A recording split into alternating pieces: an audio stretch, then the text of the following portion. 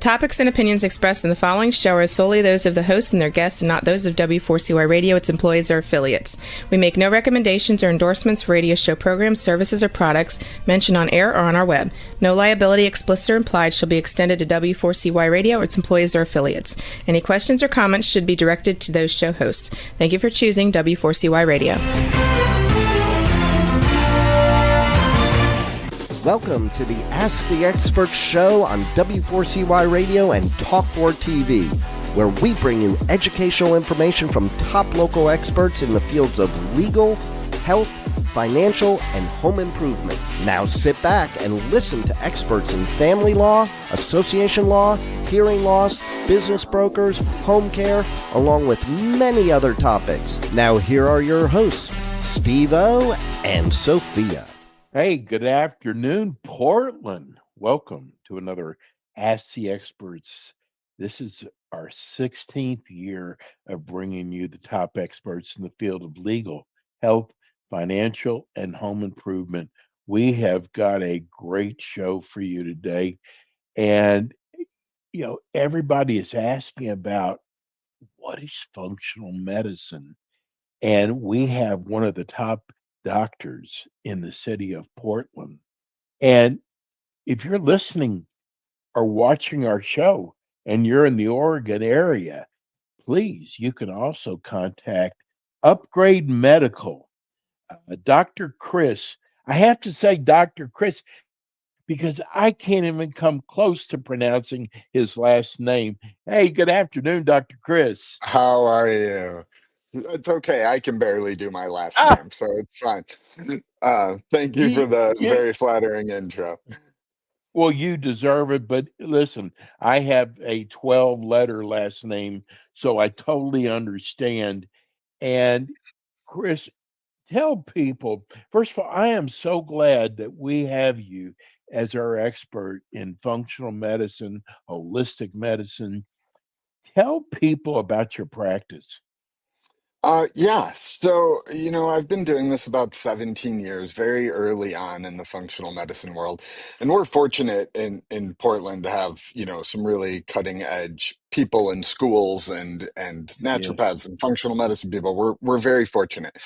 My area historically has been kind of chronic disease and illness. And then I switched up about a year and a half ago to more optimization. And I think you and I talked about this before because it seems so disparate, but the reality is the things I was using for the chronic conditions are the things we can apply to optimize, but whether it be performance or longevity or just general health. Right. So it's just how you're applying the things. So that's what I focus on now, more preventative, more personalized care, more optimization and longevity.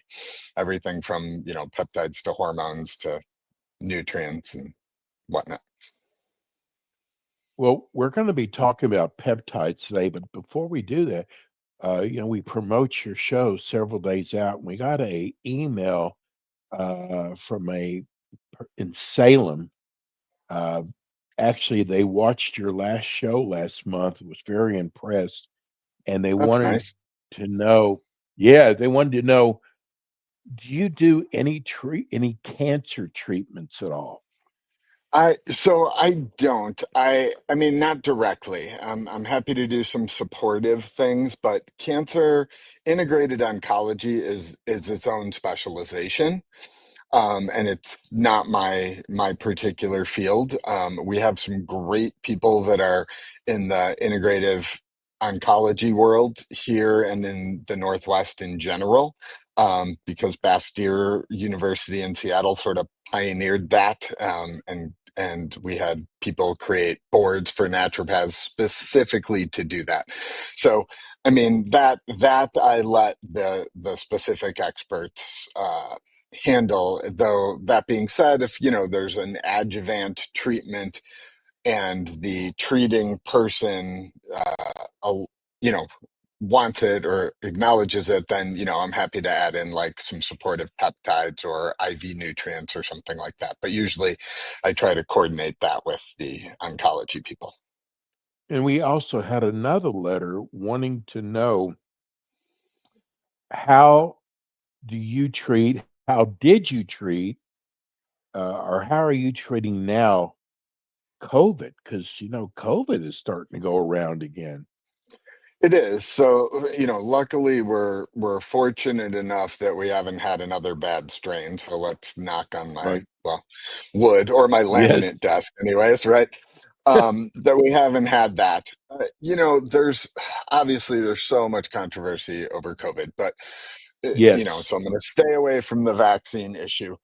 Um, that being said, I mean, we do know that the highest risks are the people with comorbidities, right? Diabetics in particular, obesity, lots of inflammation, people with respiratory disorders, immune suppression, all of those comorbidities. We know a few things like vitamin D is very important, blood sugar Mm. control is very important, reducing what we call oxidative burden, which is a little bit different than inflammation, but it's the oxidative stress on the body, and that's similar to uh, what we're targeting along with inflammation in those cytokine storms that happen with bad COVID. Um, Coagulopathies are something else we can address with enzymes and things like that. But really, COVID acute treatment, there's lots to be done. I mean, there are immunopeptides for that. There are Mm. supportive IV therapies for that. There, nutrients for that, right? Um, I'm not necessarily opposed to the antiviral, uh, you know, uh, because the key thing is, right, COVID tends to lodge viruses kind of carve out geography generically, right? You get herpes of the mouth, herpes of the genitals, shingles along a nerve enzyme. So the problem with COVID is that it lodges in the central nervous system. And in some people that can create problems. And that's where we get a lot of like the vagal and autonomic dysfunctions associated with long or prolonged COVID. So that's what we're trying to address and prevent. And the final question is from Millie. She wants to know, she said, I love your show. I really trust you. What supplements do you take? Me? Well, I'm a mess, so I take a whole Yeah. bunch. But no, I would say the majority baseline without testing that people need, you know, our food is sort of replete of nutrients, right? Our soil's depleted. We have big Yes. commercial agriculture, and even eating, perfectly organic, it's very hard to get the amount of vegetables, fiber, things like that in your system. So instead of a multivitamin, my preference is to have people do a smoothie. One for less Mm. pill fatigue, two because you can get much higher doses. So something like a greens powder, an organic greens powder with all the nutrients and superfoods. Um, Fiber, maybe prebiotics if you can tolerate those, antioxidant berries, kombucha, things like that. If you need the protein because you're lifting or something like that, you can add a little of that. So that's my preference for that. Most people are vitamin D deficient, Mm. statistically. Um, I would say magnesium is another common deficiency. Uh, and we tend to, as Americans, be much higher in omega 6s. And I would say which is an essential fatty acid. So we need more omega 3s. Those are like your fish oils, right? So cold water fishes also can be derived from things like avocado, the healthy fats, right? Right. And I see that pretty consistently on labs that is still true. People are still predominantly 6 versus 3 heavy in their proportion, and that can generate inflammation. Those are tied to inflammatory pathways, as well as do, metabolic dysfunction with lipids. So I would say that that's up there. Um, Women tend to have, at least menstruating women can tend towards iron deficiency. And I would say most people don't get enough fiber and probiotics. Beyond that, you can do some, things like vitamin C, or seasonally add things, for allergies, or hey, it's cold and flu season. I'm going to take some kind of, immune regulating herbs like Right. Sambuca, you know, Sambucol, which is a brand name, or Sambucus. The flower is potently antiviral, right? Propolis from bees actually has some benefit for COVID, is immune modulating, anti-inflammatory, etc. So there is a lot of options, but I would say the basics are your D, your probiotics, fiber, some sort of greens, which should have your antioxidants, magnesium, iron if you need it, um, and then the omegas are the basics. Well, I guess we hit a hot button because my texts are ringing off the hook. But Ah, today we're going to be talking about peptides. You hear about the skinny injection, and you hear sure. about peptides. Dr. K, what are peptides? Okay, so peptides, there's basically kind of three tiers. The first one is called a bioregulator. Those were studied pretty extensively in Russia, and those are short chains of amino acids. That's all we're really talking about, whether it's a bioregulator, a peptide, or a protein. It's the length of amino acids in a specific sequence that designates that. So depending on who you ask or what the current textbook would say, generically bioregulators are specific for a gene modulation and their targeted organ. They tend to be more orally bioavailable. um, they're not the same thing as glandulars, which a lot of people confuse, but they can be included together with a glandular, which is like an organ extract. And they're real short, maybe 2 to 4 amino acids, depending. The peptide, which is our biggest category, are your medium chains, somewhere between 3 to 50. Some people say up to 150, depending on if we add a class called a peptide complex before it's a protein. And that's where the kind of magic happens. Those are cell signaling molecules.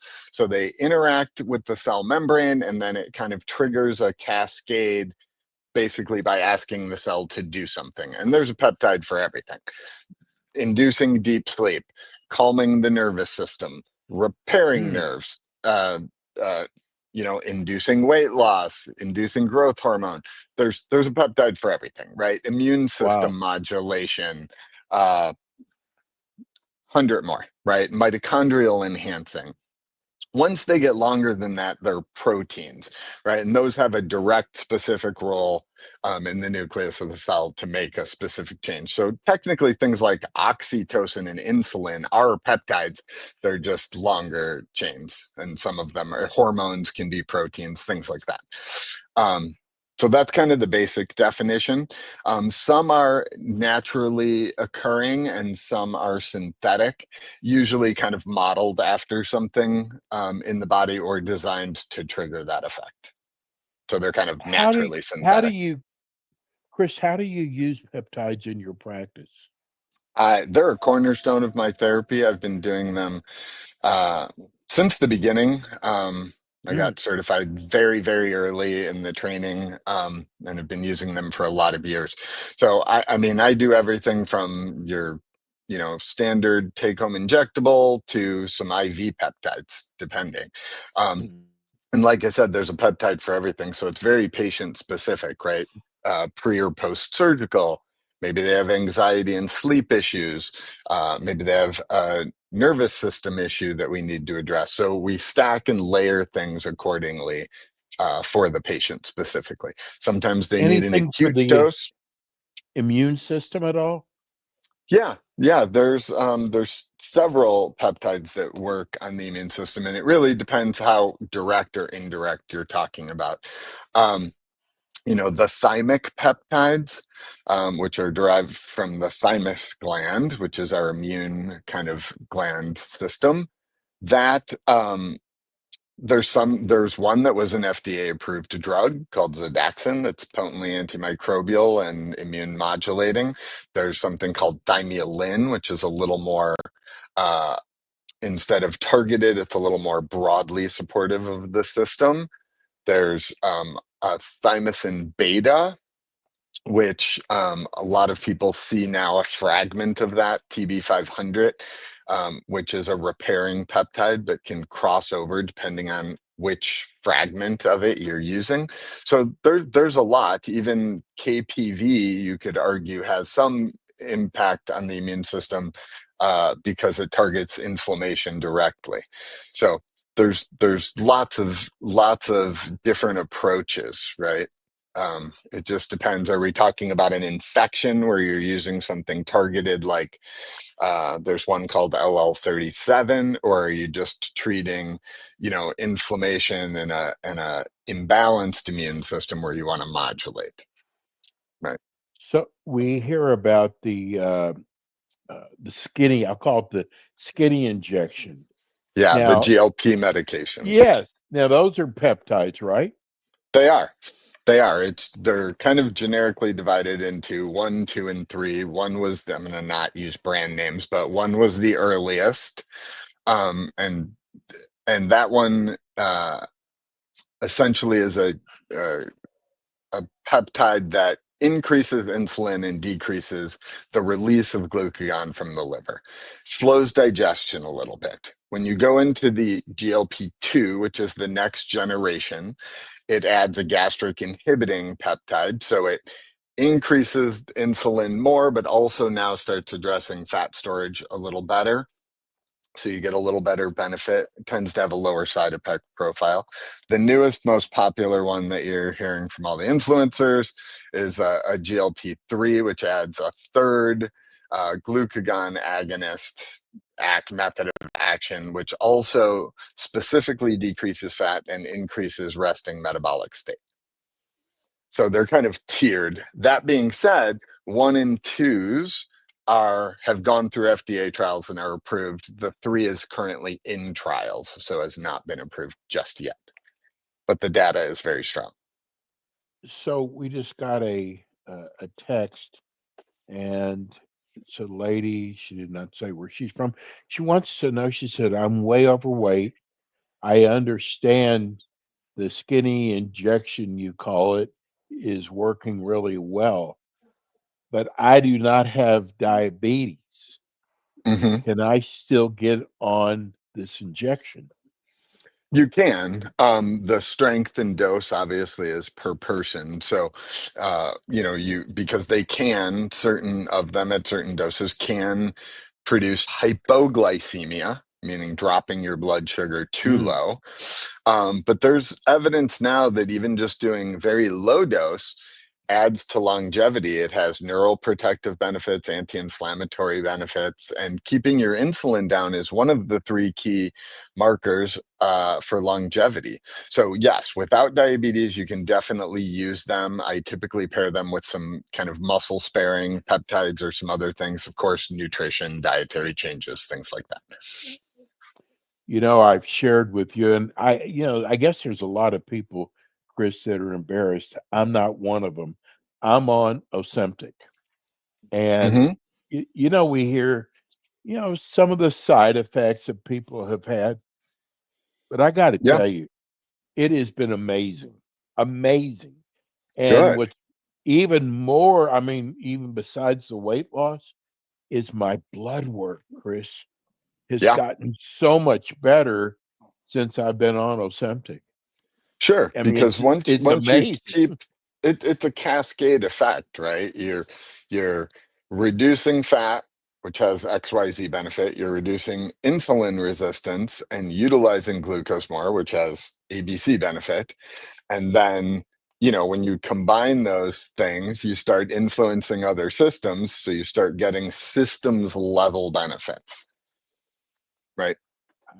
I think it's so new that it's still there's things that they're finding out like for heart patients, things that Yeah. they're finding out that it's very positive. Hmm. Um, I want to ask you this trying to get everybody's questions in. I'm sorry, we've only got 25 minutes and we're talking about peptides, but people want to know about the side effects. for these I mean, injections? sure. I mean, everything can have a side effect, right? I mean, read Right. the side effect list of aspirin. Um, you want to, of course, do this under direction. That would always Yes. be my advice. I mean, the not to denigrate people, but there's a lot of people hawking peptides, and there's a lot of places selling Yes. peptides. Certainly not my recommendation. I'll leave it at that. Um, That's why we've got you, Chris. I will tell you, I tried the GLP-1 when I was working on one of my protocols. I had every side effect imaginable. It was absolutely terrible, Oh, right? I had really? reflux, vomiting at night, no Oh, hunger, all terrible, right? And I have other people that can, like, they bump up their dose with nothing, right? So it mhm. is patient specific. I switched to a GLP-2, and I was using it not because I was overweight, but I have insulin resistance myself. And I was recovering from a surgery, and so I had gained a bunch of weight. So that was a side benefit. Um, and You had no look side like you're in effects, great right? shape. I You I look like try, you're I try, I try. It's all peptides. No, I'm kidding. You yeah. have to, you have to eat good. You have to have your pillars of health. I mean, peptides are amazing. They're a cornerstone of my treatment, but you still can't eat McDonald's every day, right? Right. You can't not exercise. You can't sleep poorly. You can't, there's no. If I Exactly. could figure that out, I'd be done with you, Yeah. Steve. I'd be retired somewhere. If I could figure that piece out. We had this is a great text we just got from Naomi. She said, "Your show is really good. Can you do a show on anti-aging someday?" Yeah, sure can. There's a lot of Be a great peptides show. that yeah, we Yes. do a lot of mitochondrial stuff for that. We do something called senolytic therapy. We do, some testing around that specifically to do indices of longevity. So body composition, yeah, happy to do that. Well, Chris will be with us next month, and we'll make sure we do a show next month on anti-aging. Chris, tell people how they can reach you. So you can either go to my website, which is www.upgradepdx, like pauldavidxray.com that you saw, or call 971-299-8350. That number's not manned. It's just me by myself, but you can leave a message and I will get back to you, or you can text it. You can also schedule a free discovery call from the website, like a 15-minute like Q&A, just, hey, do you treat this? Or I had a question about this. It's not specific medical advice, but if you had some questions, you can do that. Chris, I am so glad we have you. Chris will be back with us next week. Hey, if you missed today's show, go to iHeart, or it's under Ask the Experts Portland, or you can go to Spotify. Chris, thank you so much. Great show. We'll see you next month. Thank you, Steve. See you soon. Thank you, everyone.